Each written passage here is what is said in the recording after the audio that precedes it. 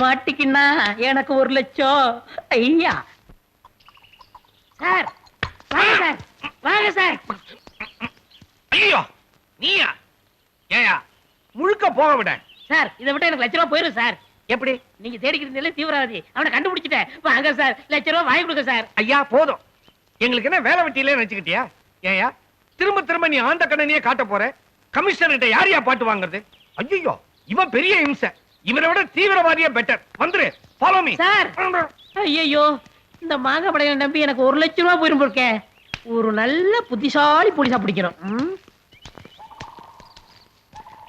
Sir, sir, என்ன sir police வச்சிருக்கீங்க? நான் எவ்வளவு கஷ்டப்பட்டு அந்த தீவிரவாதியை கண்டுபிடிச்சிருக்கேன். பிடிக்க சொன்னா அசால்ட்டா போறாங்களே. சரி, நீ அவனை காட்டு, நாங்க பாத்துக்கிறோம். வாங்க சார். அதுவும் அப்படியே சார். சார், அந்த ₹1,00,000 கொடுத்தீங்களா? எந்த ₹1,00,000? என்ன சார் இது? அந்த தீவிரவாதியை பிடிச்சு கொடுத்தா கமிஷனர் ₹1,00,000 எனக்கு தரம்னாரு. அதை மறந்துட்டீங்களா? நீங்க என்ன பண்றீங்கன்னா, கமிஷனர் சொல்லி அந்த ₹1,00,000 சில்லறையா மாத்தி கொடுக்க சொல்லுங்க. ஏன்னா எனக்கு சில்லறை கடன் அதிகமா இருக்கு. சரி, நீ எங்க கூட வா, நாங்க தீத்துறோம். சரி, வாங்க. அண்ணா, என்னம்மா? இந்த கோயிலுக்கு வந்தா அற்புதம் நடக்குங்கிறத நான் இப்பதான் நம்புறேன்னா. கண் பார்வை உனக்கு திருப்பி கிடைச்சால வழிய நான் எதையுமே நம்ப மாட்டேமா. எனக்கு கண்ணு போயிருக்கலாம், ஆனா அதை விட மேலான ஒருத்தர் எனக்கு திரும்ப கிடைச்சிருக்காரு. இது அற்புதம் இல்லையா? என்னம்மா சொல்ற? சாரிண்ணா, உனக்கே தெரியாம மனசுக்குள்ள மூடி வச்சிருந்த ஒரு விஷயத்த இப்ப சொல்றேன். நான் காலேஜ்ல படிக்கிறப்போ சரவணன் ஒருத்தர் உயிருக்கு உயிரா நேசிச்சேன். சரவணனா? யாருமா அது? அந்த சரவணன் வேற யாரும் இல்லைன்னா நம்ம கூட இருக்காரே அந்த விக்னேஷ் தான். விக்னேஷ்? சரவணன் ஏமா விக்னேஷ்னு பேரை மாத்தி சொல்லணும்? அங்கதான் நீ அவரோட அன்பை புரிஞ்சுக்கணும். அவர் ஒரு கால் ஊனமானவர்னு எனக்கு தெரிஞ்சா நான் ரொம்ப வேதனைப்படுவேங்கிறதுக்காகத்தான் அவர் அதை மறைச்சிருக்காரு. அண்ணா, இத்தனை நாளும் கடவுளை பத்தி எழுதணுங்கிறதுக்காகத்தான் நான் கோயிலுக்கு போயிருந்தேன். இன்னைக்கு முதல் தடவையா கடவுளை கும்பிடுறதுக்கு சரவணனும் நானும் கோயிலுக்கு போறோம். நான் வரேன்னா? பத்திரமா போயிட்டு வாமா. போலீஸ்னா நீதான் சார் போலீஸ். ஆளு அடையாளம் கட்டினவன கப்புனு பிடிச்சிட்டீங்களே. என்னமா நடிச்சான்னு தெரியுமா? 20 மணி நடிச்சார் சார். அது போகட்டும், எனக்கு செலவு அதிகமா இருக்கு. அந்த ₹1,00,000 கொடுங்க. மனசாட்சியை தவிர வேற எந்த சாட்சியும் விட்டு வைக்க கூடாதுங்கிறது தான் நம்ம இயக்கத்தோட கொள்கையே. இவன் உன்னையே அடையாளம் காட்டின ஆபத்தான சாட்சி. விகாஸ் வேண்டாம். எத்தனையோ பேரை கொன்ன நீ இப்ப ஏன் தடுக்கிற? அவனுக்கெல்லாம் அயோக்கியனுங்க. ஆனா இவன் அப்பாவி. அப்பாவிங்கிறிய? சரி, என் ஃப்ரெண்டு சொன்னதுனால நீ தப்பு. போமா, போடு.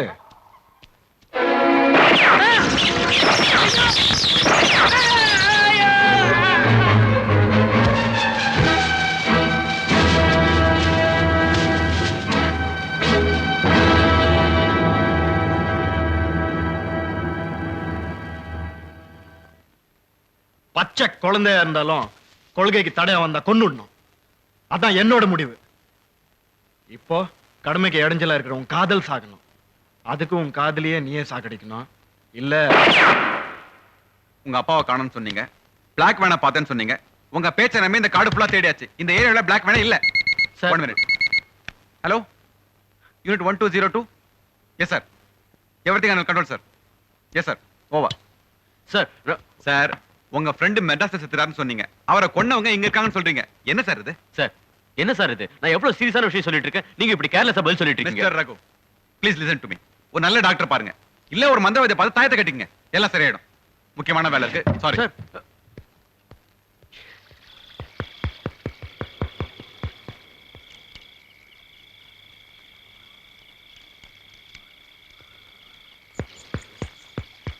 நீங்க யாரை தேடி இங்க வந்தீங்களோ அவங்க எங்க இருக்காங்கன்னு எனக்கு தெரியும். வாங்க. ரகு, உன் அறிவுக்கு மீறின சக்திகள் இன்னும் எவ்வளவோ இருக்கு. அத நீ நம்பாதனாலதான் உன் நண்பனை பறி கொடுத்த. அது மாதிரி உங்க அப்பாவை பறி கொடுத்துறாதப்பா. ஒத்துக்கிறேன்.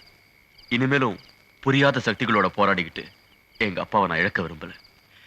எங்க அப்பாவுக்கு என்ன ஆச்சு சொல்லுங்க.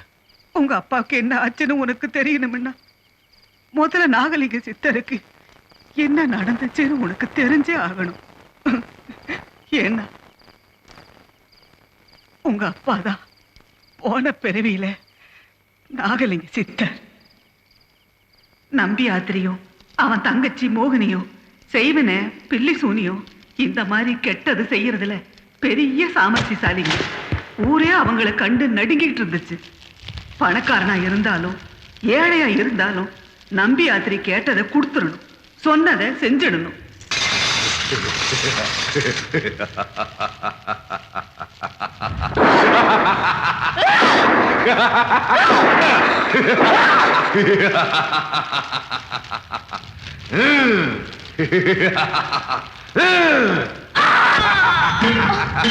கண்ணுக்கு தெரியாத அவனுடைய தீய சக்தியினால ஊரே கதி கலங்கிக்கிட்டு இருந்த நேரத்துலதான் தெய்வமே அழைச்ச மாதிரி நாகலிங்க சித்தர் இந்த ஊருக்கு வந்தாரு. அவர் பாதம் பட்டதும் இந்த மண்ணே பசுமையாச்சு. நம்பி அதிரிக்கிட்ட பயந்த ஜனங்க நாகலிங்க சித்தர் காலில சரணடைஞ்சாங்க. அவங்களுக்காக தான் சித்தர் நாககாளி அம்மா கோயில கட்டினாரு, அம்மனை பூஜை பண்ணினாரு. அதுக்கப்புறம் தான் சித்தரோட உண்மையான தெய்வ சக்திக்கு முன்னால நம்பி யாத்திரையோட மந்திர தந்திரங்கள் பலிக்கல. தன் மனசுல சதா பூஜை பண்ணிக்கிட்டு இருக்கிற அம்மனோட பீஜ மந்திரம் தான் அவரோட பெரிய பலம்னு அவனுக்கு தெரிஞ்சு போச்சு. அந்த பீஜ மந்திரத்தை அவர்கிட்ட இருந்து தெரிஞ்சு அதுக்கு எதிரா சில பூஜைகளை பண்ணினாதான் சித்தரை எதிர்த்து அவன் தன்னோட கொடுமைகளை பண்ண முடியும். அதுக்கு அந்த கொடுமைக்காரங்கிட்ட இருந்த ஒரே ஆயுதம் அவனோட தங்கச்சி மோகினி. மோகினியோட அழக பயன்படுத்தி சித்தரை மயக்கி மந்திரத்தை தெரிஞ்சுக்கிறதுக்காக தன்னோட தங்கச்சியை ஏவுனா மந்திரவாதி. மயக்க வந்தவதான். ஆனா சாமியோட தோற்றத்தை பார்த்து அவளே மயங்கிட்டான். தன்னோட ஒரு நாளாவது வாழ்ந்துடணும்னு மோகினி சாமியை வெளிப்படையாவே தொந்தரவு பண்ண ஆரம்பிச்சுட்டான். தெய்வத்தை தவிர தான் மனசுல வேற யாருக்குமே இடமில்லைன்னு சுவாமிகள் உறுதியா சொல்லிடுச்சு. ஆனா அவ விடல. அவரோட காவிய துணியை தூக்கிக்கிட்டு போயிடுவா. அவர் தியானத்தை கலைப்பா. ஒரு நாள் ஆத்துக்கு தண்ணி எடுக்க போன சித்தர் மனசு வெறுத்து போன மோகினி தற்கொலைக்கு முயற்சி பண்றத நேருக்கு நேர் பார்த்துட்டார். தண்ணியில தத்தளிச்சிட்டு இருந்த அவளை நல்ல எண்ணத்துல காப்பாத்தினார். ஆனா ஒரு கணம், ஒரே ஒரு கணம் தெய்வத்தை மறந்து மோகினியோட அழகுல மனச பறிகொடுத்தாரு பாரு. அதுதான் சாமிகளோட வாழ்க்கையில ஏற்பட்ட களங்கம். அதுக்கப்புறம் தான் அவர் சமாதி ஆகணும்னு முடிவெடுத்தார். ஊரே கூடி சித்தரை கும்பிட்டு சமாதிக்கு அழைச்சிட்டு வந்தப்பதான் சாமிகளோட காவி துண்டுல சுருக்கு மாட்டிக்கிட்டு மோகினி அவர் சமாதி அடைய இருந்த இடத்துக்கு மேலேயே தூக்குல தொங்குனா. மறுபடியும் பிறந்து அவர் அடையாம விடமாட்டோங்கிறது தான் அவ சாவுக்கே அர்த்தம். நம்பியாதிரி தங்கச்சியோட முடிவை கேட்டு ஓடி வந்தான். சித்தா, என் சக்திக்கு எதிராய் வந்தாய், நான் பொறுத்துக் கொண்டேன். ஆனால் உன்னை விரும்பிய என் சகோதரின் மரணத்துக்கு நீதான் காரணம். உன் ஆத்மா சபிக்கப்பட்டதாகட்டும். எத்தனை ஜென்மம் எடுத்தாலும் நீ கடவுளை அடைய ஒரு நாளும் நான் விடமாட்டேன். நாககாளி அம்மன் கோயிலுக்கு வந்ததுக்கு அப்புறம் தான் உங்க அப்பாவுக்கு ஆபத்து ஆரம்பமாச்சு. எப்படி சித்தர் உங்க அப்பாவா பிறந்தாரோ அதே மாதிரி நம்பி அதிரியும் மோகினியும் மறுபடியும் பிறந்தாங்க. கோயிலை பார்த்த உடனே உங்க அப்பாவுக்கு பூர்வ ஜென்ம ஞாபகம் மட்டுமில்ல, சித்தரோட சக்திக்கே காரணமான பீஜ மந்திரமும் ஞாபகத்துக்கு வந்துச்சு. அதை அடையணுங்கிறதுக்காக உங்க அப்பாவை அவங்க தான் கடத்திக்கிட்டு போய் வச்சிருக்கிறாங்க. மரக்கிளையில மஞ்சக்குடி ஆடினதுக்கு அர்த்தம் இப்ப புரியுதா? மோகினியின் நம்பியாத்திரியும் செத்து போன அன்னைக்கு ஆரம்பிச்ச யுத்தம் மறுபடியும் இப்ப தொடங்குறதுக்கு அடையாளம் தான் அது. அப்போ அந்த மந்திரவாதியோட பங்களாவுல உங்க உமா இருந்ததுக்கு காரணம்? உமா மாதிரி ஒரு தெய்வ பக்தி உள்ள பொண்ண நீ பார்த்திருக்கவே முடியாது. அந்த மோகினி பங்களாவுக்கு கோயில் தீர்த்தத்தை கொண்டு போய் தெளிச்சுக்கிட்டு வரணும்னு நான் தான் சொன்னேன். அப்ப எந்த வித பயமும் இல்லாம போனவா உமாதான். அதனாலதான் கெட்ட சக்திகிட்ட இருந்து உன்னை காப்பாத்துற தெய்வ சக்தியா உமாவை அனுப்பிச்சு வச்சு. ஒரு பெரிய தெய்வ காரியம் நடக்க போகுது.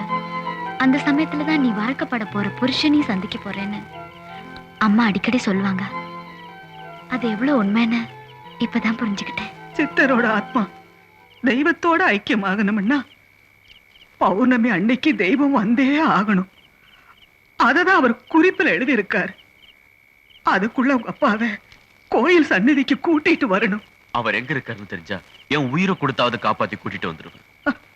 சாக்கும் போது உன் நண்பு என்ன சொன்னா? அப்பா கோவில் இடிஞ்சிடுச்சுன்னு 3 வார்த்தை தான் சொன்னான்.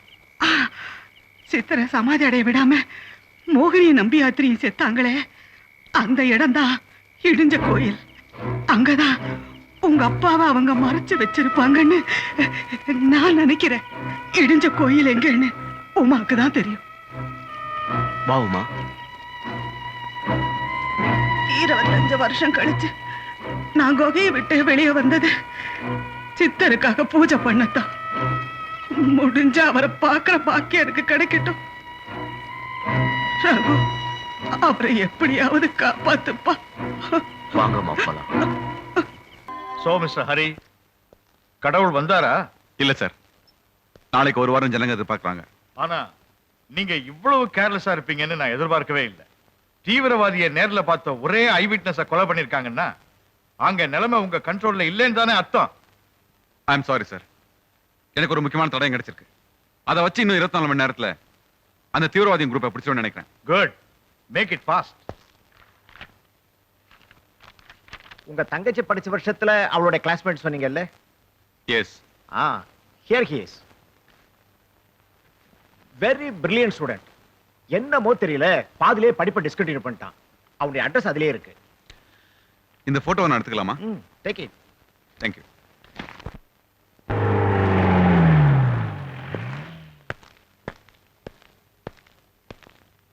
இந்த போட்டோ இருக்க ஆள தெரியுமா? தெரியும் சார், சரவணன் பக்கத்து வீட்டுல தான் குடியிருந்தாரு. இப்ப எங்க இருக்காருன்னு தெரியுமா? அது தெரியாது சார். ஆனா பாவம் சார் அந்த பையன். ஏன்? அவன் உயிர்க்குயிரா நினைச்சிட்டு இருந்த அக்கா புருஷனை அநியாயமா அடிச்சே கொண்டுட்டாங்க பெரிய இடத்து ஆளுங்களுடைய ரவுடி பசங்க. ஓஹோ, இத பத்தி ஒரு போலீஸ்ல கம்ப்ளைண்ட் கொடுக்கலையா? ஏழைப்பாழுங்க கொடுக்குற ரிப்போர்ட் ஏது சார் உங்க போலீஸ் டிபார்ட்மெண்ட்ல? நீ எலெக்ஷன்ல நிக்க போறியா? இல்ல சார். அப்ப சரவண பத்தி மட்டும் சொல்லு. அவரை பத்தி வேற எதுவும் தெரியாது சார். புருஷன் செத்த அதிர்ச்சியில அவங்க அக்காவுக்கு மூளை குழம்பி போய் பைத்தியகார ஆஸ்பத்திரியில இருக்கிறாங்க. ஒரு பெரிய அதிர்ச்சியில பாதிக்கப்பட்ட இவங்க மனசுல பதிஞ்சிருக்கிறது தம்பி சரவண இந்த 2 வார்த்தைங்க தான். நீங்க போட்டோல காமிச்சல சரவண அவரு அக்கா பேர் உயிரே வச்சிருக்கிறார். மாசத்துக்கு ஒரு தடவை இங்க வந்து அக்கா பக்கத்துல உட்கார்ந்துகிட்டு அழுதுகிட்டு இருப்பாரு. கடவுளை பார்த்தேன், கடவுளை பார்த்தேன், கடவுளை பார்த்தேன். சாரி, உங்களுக்கு ஒன்னும் ஆகலையே? அதெல்லாம் ஒண்ணும் இல்ல. Is a peculiar patient. சமீபத்துல சரவண இங்க வந்தாரா? எஸ், 10 நாளைக்கு முன்னாடி வந்திருந்தாரு. அன்னைக்குன்னு பார்த்து லிஃப்ட் ஒர்க் பண்ணல. அக்காவத்தை கையாலே தூக்கிக்கிட்டு 3வது மாடிக்கு வந்தாரு. ஓ, சரவணனுக்கு ஒரு கால் ஊனம் இல்ல? கால் ஊனமா? இல்லையே. he is as strong as a sportsman. Oh, please come in. இவங்க தான். அம்மா, சரவணன் வந்திருக்காரம்மா. தம்பி சரவணா, சரவணா